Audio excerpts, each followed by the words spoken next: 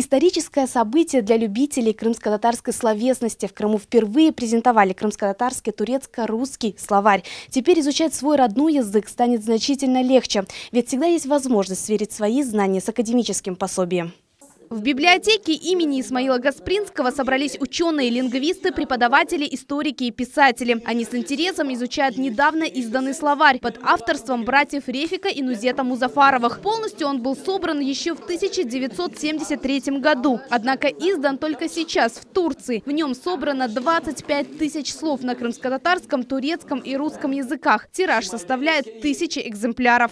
В словаре используются слова в очень интересной форме. Сейчас эти формы в разговоре не употребляются. Это непростые формы. Я думаю, огромный вклад для нашего народа. Ученые уже оценили. Мы еще глубже будем изучать его.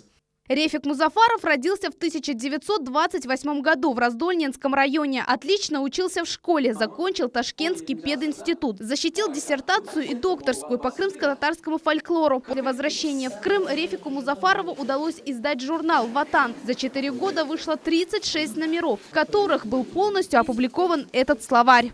С первого номера журнала «Ватан» этот словарь начали там публиковать. По правде, этот словарь в изучении крымско-татарского языка, литературы, культуры, искусства вносит огромный вклад. Словарь состоит из 3 частей. Это слова на 3 языках, географические названия населенных пунктов полуострова, женские и мужские имена. Забыть Рефика Музафарова невозможно. Он видный ученый и политический деятель в нашем народе. Имена этих известных личностей нужно увековечить. Рефик Музафаров достоин того, чтобы в честь него установить памятник.